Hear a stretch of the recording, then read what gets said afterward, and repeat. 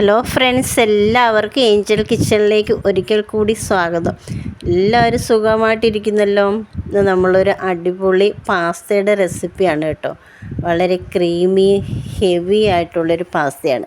നമുക്ക് രാത്രിയിലൊക്കെ ചപ്പാത്തിക്കും ചോറിനും പകരം നമുക്ക് കഴിക്കാൻ പറ്റിയൊരു റെസിപ്പിയാണ് കേട്ടോ. അപ്പോൾ എല്ലാവരും ഒന്ന് ഉണ്ടാക്കി നോക്കണം, എല്ലാവർക്കും ഇഷ്ടപ്പെടും. പ്രത്യേകിച്ച് കുട്ടികൾക്കൊക്കെ വളരെ ഇഷ്ടമാണല്ലോ പാസ്ത. നമ്മളിപ്പോൾ ഒരു റെസ്റ്റോറൻറ്റിൽ പോയി കഴിക്കുന്ന അതേ സ്റ്റൈലിൽ നമുക്ക് വീട്ടിൽ പാസ്ത ഉണ്ടാക്കിയെടുക്കാൻ പറ്റും. വല്ലപ്പോഴും ഒരു മാസത്തിലൊരിക്കലൊക്കെ നമുക്കിതിനൊക്കെ ഉണ്ടാക്കി കഴിക്കാവുന്നതാണ്. അപ്പോൾ ഇതെങ്ങനെയാണ് ഉണ്ടാക്കിയതെന്ന് നമുക്കൊന്ന് വീഡിയോ ഒന്ന് കണ്ടു നോക്കിയാലോ. അപ്പം അതിന് വേണ്ടിയിട്ട് ഞാൻ ഒരു മീഡിയം സൈസ് പാനാണ് വെച്ചത്. നിങ്ങൾക്ക് വീട്ടിൽ എത്ര ആളുണ്ട് അതനുസരിച്ച് അളവൊക്കെ മാറ്റം വരുത്താം കേട്ടോ. ആ പാനിലേക്ക് ഗ്യാസ് ഓണാക്കി 2 ടേബിൾ സ്പൂൺ ഒലിവ് ഓയിൽ ചേർത്ത് കൊടുക്കുക. അതിന് ശേഷം 1 ടേബിൾ സ്പൂൺ ബട്ടറും കൂടെ ചേർത്ത് കൊടുക്കുക. അപ്പം നമ്മുടെ ബട്ടറൊക്കെ ഒന്ന് മെൽറ്റായതിന് ശേഷം ഇതിലേക്ക് ഒരു 5 അല്ലി വെളുത്തുള്ളിയാണ് ചെറുതായിട്ട് കട്ട് ചെയ്തും കൂടെ ചേർത്ത് കൊടുക്കുക.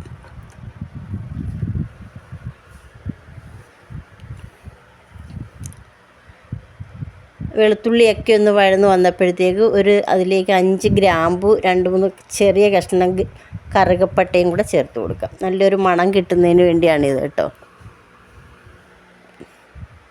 ഇനി അതിലേക്ക് ഒരു സവാളയുടെ പകുതിയും 2 പച്ചമുളകും ചെറുതായിട്ട് കട്ട് ചെയ്തും കൂടെ ചേർത്ത് ഒന്ന് വഴറ്റിയെടുക്കാം. ഇനി ഇതിലേക്ക് ഞാൻ വെജിറ്റബിൾ എടുത്തേക്കുന്ന കോളിഫ്ലവറും ബ്രോക്കോളിനുമാണ്, പിന്നെ ക്യാരറ്റ് എടുത്തിട്ടുണ്ട്.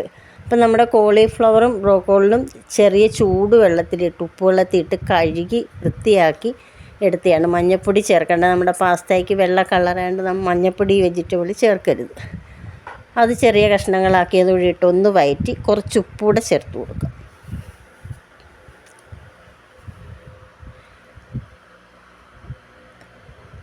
അപ്പം അതിന് ശേഷം ഒന്ന് അടച്ച് വെച്ച് 2 മിനിറ്റ് ഒന്ന് കുക്കാക്കാം. ഇപ്പോൾ ഒന്ന് വെജിറ്റബിളൊക്കെ ഒന്ന് കുക്കായി വന്നിട്ടുണ്ട്. ഇപ്പം നമുക്കിതിലേക്ക് 2 ക്യാരറ്റാണ് ഞാൻ എടുത്തേക്കുന്നത്, മീഡിയം സൈസ് ചെറിയ കഷ്ണങ്ങളാക്കി അതുകൂടെ ചേർത്ത് കൊടുക്കാം.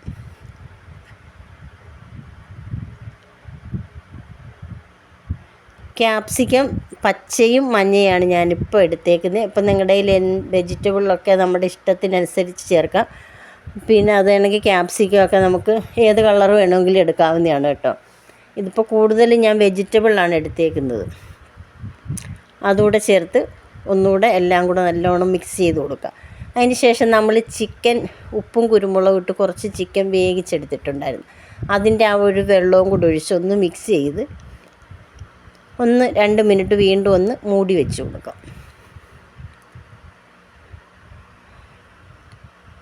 ഇപ്പം നമ്മുടെ വെജിറ്റബിളൊക്കെ ഒന്ന് കുക്കായി വന്നിട്ടുണ്ട്.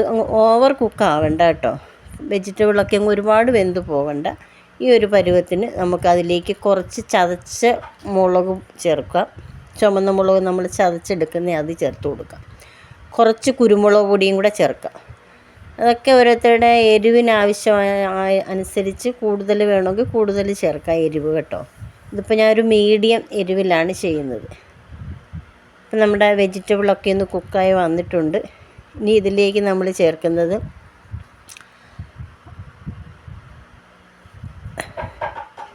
തേങ്ങാപ്പാലാണ് കേട്ടോ. ഒരു 1.5 കപ്പ് തേങ്ങാപ്പാലാണ്. അപ്പോൾ തേങ്ങാപ്പാലിന് പകരം നമുക്ക് വേണമെങ്കിൽ സാദാ പാൽ വേണമെങ്കിലും ചേർക്കാം. ഈ തേങ്ങാപ്പാലാകുമ്പോൾ ഒരു പ്രത്യേക ടേസ്റ്റാണ്. അപ്പോൾ അതിലേക്ക് 2 ടേബിൾ സ്പൂൺ കോൺഫ്ലോർ എടുത്ത് കുറച്ച് തേങ്ങാപ്പാലിൽ ഒന്ന് മിക്സ് ചെയ്ത് നമുക്കിതിലോട്ട് ഒഴിച്ച് കൊടുക്കാം. ഇതാണ് നമ്മുടെ ഈ പാസ്തയ്ക്ക് ക്രീമി ടെക്സ്ചർ കിട്ടുന്നത്. അപ്പം നമ്മൾ പാസ്തയുടെ ആ ഒരു ക്രീം ഇവിടെ റെഡി ആയിട്ടുണ്ട്. ഞാൻ അതിലേക്ക് കുറച്ച് ഒറിഗാനോ പൗഡർ കൂടെ ചേർത്ത് കൊടുക്കുക. അപ്പോൾ ഒറിഗാനോ വേണമെന്ന് നിർബന്ധമില്ല, ഉണ്ടെങ്കിൽ ചേർക്കാവുന്നേ ഉള്ളൂ. ഞാനിവിടെ 400 ഗ്രാമിൻ്റെ ഒരു പാസ്ത പാക്കറ്റാണ് എടുത്ത് 3 കപ്പ് വെള്ളത്തിൽ വേവിച്ച് ഉപ്പിട്ട് ഊറ്റിയെടുത്തതാണ്. ഓരോ പാസ്തയുടെയും പാക്കറ്റിൻ്റെ പുറത്ത് കുക്കിംഗ് ടൈം കാണും കേട്ടോ. ഇതൊരു 11 മിനിറ്റായിരുന്നു കുക്കിംഗ് ടൈം. 10 മിനിറ്റ് ആയപ്പോഴത്തേക്ക് ഊറ്റിയെടുത്ത് അപ്പോഴത്തേക്ക് നല്ല പരുവമായിട്ട് വന്നിട്ടുണ്ട്. ഒരുപാട് വെന്ത് കുഴഞ്ഞു പോകരുത്. അപ്പോൾ നമ്മുടെ പാസ്തയും കൂടെ ചേർത്തതിന് ശേഷം നല്ലതുപോലെ ഒന്ന് മിക്സ് ചെയ്തെടുക്കാം. അപ്പം നല്ല മണമൊക്കെയാണ് വരുന്നത്. നല്ലൊരു കാണുമ്പോൾ തന്നെ നമ്മളിപ്പോൾ കഴിക്കാൻ തോന്നുന്നൊരു പരുവാണ്. അപ്പോൾ ഇതിലേക്ക് നമ്മൾ നേരത്തെ ചിക്കൻ വേവിച്ച് വെച്ചിട്ടുണ്ടായിരുന്നല്ലോ, എല്ലില്ലാത്ത ചിക്കൻ ഉപ്പും കുരുമുളകും മാത്രം ഇട്ട് വേവിച്ച് ചെറിയ പീസാക്കിയതാണ്. ഇതും കൂടെ ചേർത്ത് കൊടുക്കാം.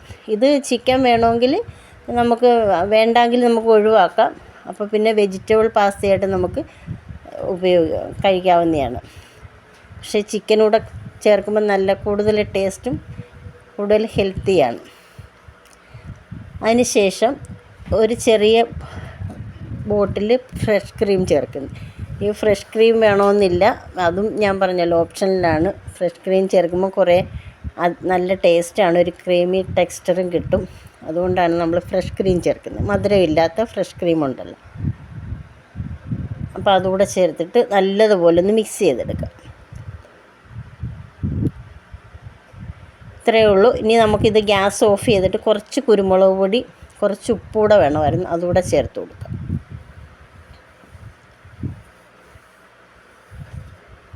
അപ്പം അതിന് ശേഷം നമുക്കൊന്നുകൂടെ മിക്സ് ചെയ്തെടുക്കുക. ചൂടോടുകൂടിയാണ് ഇത് കഴിക്കേണ്ടത് കേട്ടോ. ഒരുപാട് തണുക്കുന്നതിനെക്കാട്ടി നല്ല ചൂടോടുകൂടി പാസ്ത കഴിക്കുമ്പോഴാണ് കൂടുതൽ ടേസ്റ്റ്.